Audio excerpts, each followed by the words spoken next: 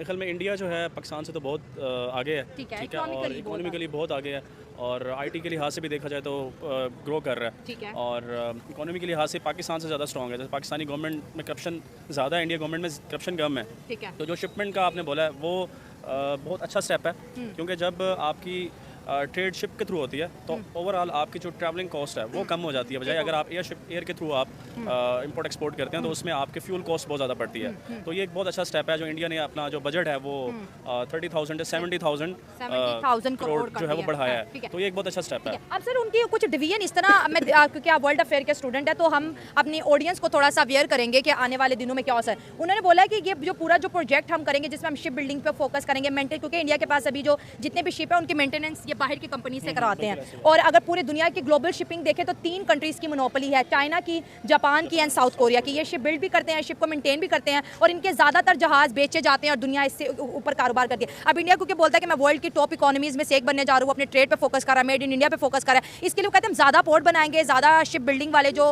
Project है करेंगे। लेकिन वो कह रहे हैं कि 49% गवर्नमेंट की इन्वेस्टमेंट होगी और 51 इन्वेस्टमेंट के लिए ग्लोबली आप लोग आओ और यहाँ पर इन्वेस्ट करो। तो ये फैसला आपको किस तरह लगता है कि सिर्फ 49% शेयर जो है इंडियन गवर्नमेंट का है और 51% वो इंडियन कोई हो सकती है, इंडियन कंपनी हो सकती है, ग्लोबली कोई कंपनी हो सकती है, पूरी दुनिया को वो इन्वेस्ट करवा रहे हैं मैरी टाइम में? देखें, पूरी दुनिया को इन्वेस्ट करवाने वाला स्टेप अच्छा है। उससे ये है कि आपकी जो फंडिंग है, फॉरेन फंडिंग आएगी, उससे आपकी इकोनॉमी भी स्ट्रांग होगी। जब बाहर से पैसा आएगा तो आपकी इकोनॉमी ऑटोमेटिकली स्ट्रांग हो जाएगी। आपकी जो करेंसी है किसी भी कंट्री की, इंडिया की, तो पाकिस्तान जो इंडिया है गवर्नमेंट तो कर रही है, लेकिन उसमें जो बाहर की कंपनीज हैं, जो ग्लोबली कंपनीज इन्वेस्ट करेंगी, उससे उसकी पूरा ओवरऑल दी वर्ल्ड उनकी जो रिकग्निशन है वो भी बढ़ेगी, और मेंटेनेंस भी और मेंटेनेंस भी बेहतर होगी, और अल्टीमेटली जो है उनकी पोर्ट्स बेहतर होंगी, उनकी शिप्स बढ़ेंगे, और उससे जो है उनकी जो एक्सपोर्ट्स हैं जो है वो इंक्रीज़ होंगी, और उनकी कॉस्ट भी कम पड़ेगी बजाय एयर के। जितनी ज़्यादा शिप्स होंगी वो उतने ज़्यादा जो है अपनी प्रोडक्शन को थ्रू आउट द वर्ल्ड जो है वो लेके जा सकते हैं और अपनी कॉस्ट कम कर सकते हैं, उससे ज़्यादा अर्निंग। आपको ये स्टेमिना नजर आता है कि इंडिया की ट्रेड मार्केट बड़ी इंडिया की ट्रेड मार्केट डेफिनेटली बड़ी है, क्योंकि इंडिया एक ओवरऑल जो है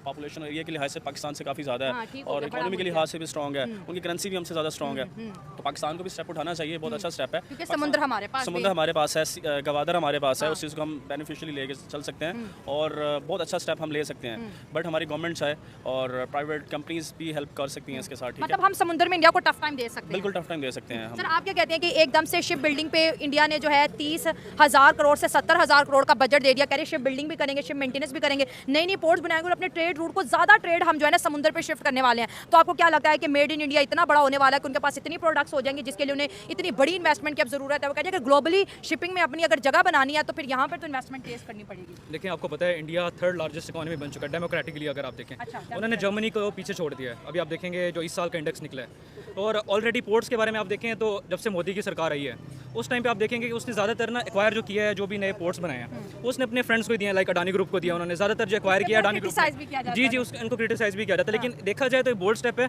बेशक वो करप्शन कर रहे हैं, लेकिन बहुत अच्छा उन्होंने किया कि एक तरह से उनका खुद का आदमी अंदर आ गया जो उनके बिहाफ पर, गवर्नमेंट के बिहाफ पर ये ग्रुप्स को लेकर चल रहा है, पूरे पोर्ट्स को लेकर चल रहा है। नमस्कार दोस्तों, मैं हूँ आरजू और रिएक्शन विद आरजू में आपका स्वागत है। तो आज हम बात करेंगे भारत के नए मैरीटाइम बजट के बारे में।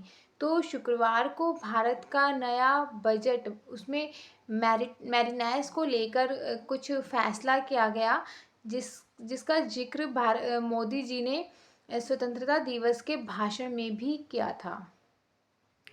तो भारत में ट्रेड को बढ़ाने और विकसित भारत के सपने को पूरा करने के लिए ये फैसला किया गया है कि मैरीटाइम फंड उसको 30,000 करोड़ से बढ़ाकर 70,000 करोड़ कर दिया जाए, जिससे कि जो समुद्री जहाज़ बनाए जाते हैं, उनकी मरम्मत का काम, बंदरगाह बनाना, ये सब काम भारत के अंदर ही संभव हो पाएगा, है ना।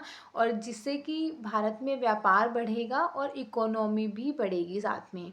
और जो ये ट्रम्प ने टैरिफ गेम भारत के साथ खेला है, उसका असर भी काफ़ी कम होगा या फिर नहीं होगा। तो चलिए जानते हैं पाकिस्तान के लोगों का इस बारे में क्या कहना है।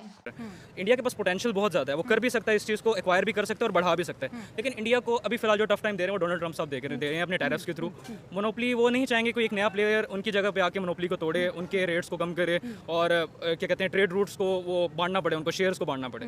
तो इंडिया कर सकते हैं, इंडिया का पोटेंशियल बहुत ज़्यादा है, लेकिन उनको थ्रेट देने वाले और उनको गिराने वाले बहुत लोग हैं। ज़ाहिर है आपको पता है साउथ एशिया में अगर कोई मुल्क ऊपर आएगा जो पहले से मगरमच्छ बैठे हुए हैं वो तो पकड़ने की बिल्कुल, वो बिल्कुल नहीं आने देंगे। वो नहीं आने इवन अगर इंडिया ऊपर आएगा तो आई थिंक पाकिस्तान के पास एक ऐसा पोटेंशियल जो है ना बेनिफिट ये होगा कि हमें बाहर की कंट्रीज हमें ऊपर लाने की कोशिश करेंगे, क्योंकि वो देखते हैं कि इनको टफ टाइम देने वाला सिर्फ पाकिस्तान या साउथ एशिया में और कोई कंट्री नहीं है, क्योंकि हमें न्यूक्लियर पावर है। कोई हमें ऑफ बैलेंस नहीं होने देगा। ऑफ बैलेंस हमें बैक करने वाले बहुत लोग आएंगे अंदर। इवन फ्रांस आएगा, इवन हमारे पास आएगा, चाइना आएगा। चाइना ऑलरेडी हमारा फ्रेंड और फ्रेंड। अभी देखें आप, अभी जो रिसेंटली आप न्यूज़ देख रहे हैं, ज़्यादातर हमें ट्रम्प साहब बहुत ज़्यादा बैक कर रहे हैं। वो तो चाहते हैं कि एशिया के अंदर उनका एक ऐसा, मैं तो कारिंदा ही बोलूँगा जो कि गलत बात भी है, वो चाहते हैं कि वो सपोर्टर कह लें एशिया में एम्बेसडर बन के वो चाहते हैं कि एशिया के अंदर हम उनको एक तरह से ना उनको हम उनके एम्बेसडर बन के उनके लिए काम करें हम लोग। अच्छा देखिए, उन्होंने बोला कि अभी ट्रम्प टैरिफ की वजह से ट्रेड जो है वो डिस्टर्ब हो रही है इंडिया की, लेकिन अभी का जो फिगर आया है कि जुलाई में इंडिया की जो ट्रेड डेफिसिट है उसके अंदर जो है ना 8% का इंक्रीज देखा गया है और ट्रेड जो है जून की निस्बत जुलाई में ज़्यादा हो रही है। तो वो कह रही है कि टैरिफ हमें हिट तो कर रहे हैं, लेकिन जो हमारे अदर्स ऑप्शन है वो हमें ग्रो करें, मतलब इंडिया की ट्रेड बढ़ी है,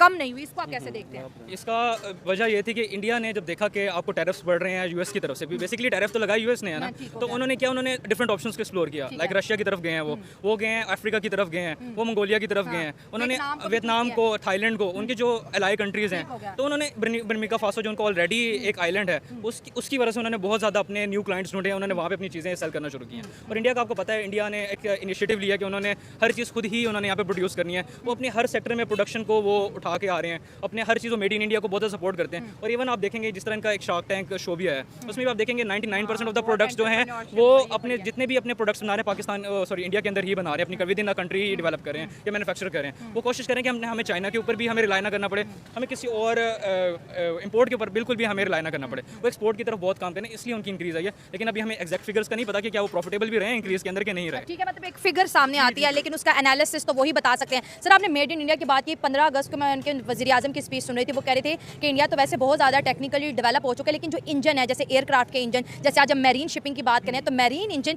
ये टेक्नोलॉजी इंडिया के पास नहीं है। अब उनकी ऑफर ये है कि जिन कंट्रीज़ के पास है वो यहाँ पर आके हमारे साथ इन्वेस्टमेंट करें, हम उनके प्रोडक्ट्स भी बनाएंगे और हमें वो टेक्नोलॉजी यहाँ पर ट्रांसफ़र करके जाएँ, क्योंकि जो बड़ी मेजर चीज़ें हैं जो डिफेंस से रिलेटेड है, शिपिंग से रिलेटेड है, उन पर तो अभी भी हम दूसरी कंट्रीज़ पर डिपेंड करते हैं। तो ये जो सपना है इंजन बनाने का, ये आपको कितना पोटेंशियल लगता है कि इंडिया कब तक अपने खुद के इंजन बनाएगा? एयरक्राफ्ट के इंजन हो गए, मैरीन इंजन हो गए।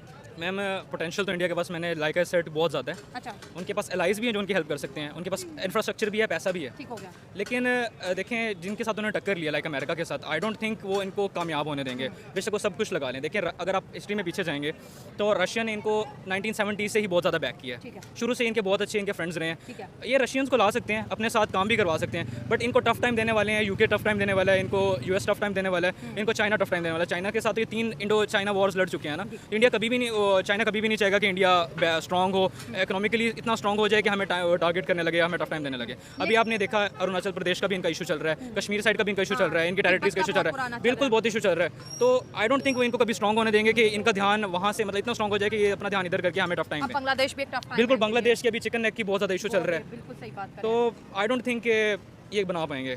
तो लोगों के अकॉर्डिंग ये भारत का स्मार्ट मूव है। भारतीय व्यापार को इससे विश्व में बढ़ावा मिलेगा और जो भारत की समुद्री शक्ति है वो मजबूत होगी। इसमें 49% भागीदारी सरकार की होगी और बाकी की जो विदेशी निवेशक हैं, भारतीय निवेशक हैं और जो बड़े बिजनेसमैन वगैरह हैं उनकी होगी। इससे फ़ायदा क्या होगा कि अगर इंटरनेशनल फंडिंग होगी तो बाहर की करेंसी देश में आएगी और इकोनॉमी को बूस्ट मिलेगा। शिप बिल्डिंग बनाना, ये सब काम जो है वो भारत में सेल्फ डिपेंडेंट हो जाएगा। चीज़ों की जो कीमतें बढ़ी हुई हैं वो कम हो जाएंगी, लेकिन ये सब करना इतना आसान नहीं होगा क्योंकि भारत ऐसा ना कर पाए इसके लिए ट्रम्प तो कोशिश करेंगे ही, साथ ही जो सी ट्रेड में भारत आगे ना बढ़ पाए उसके लिए चाइना जैसी कंट्री वो भी भारत के लिए रुकावट बन सकती है। ये जो स्टेप है, लेकिन ये गवर्नमेंट का बहुत ही अच्छा स्टेप है।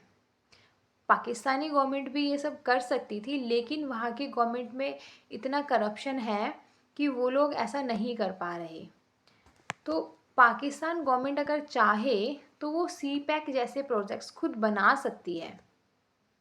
और जो भारत है, भारत और पाकिस्तान, अगर इन दोनों के जो रिलेशन है वो बेहतर हो पाए तो इन दोनों कंट्रीज से ज़्यादा जो स्ट्रॉन्ग पावर कोई दूसरी नहीं हो सकती थी। साथ ही ट्रेड से जो प्रॉफिट मिलता वो तो मिलता ही अलग है ना। तो आज के लिए इतना ही। जय हिंद, जय भारत। आप लोगों को वीडियोस पसंद आती हैं तो लाइक शेयर और कमेंट करिए और चैनल को भी सब्सक्राइब कीजिए। Thank you.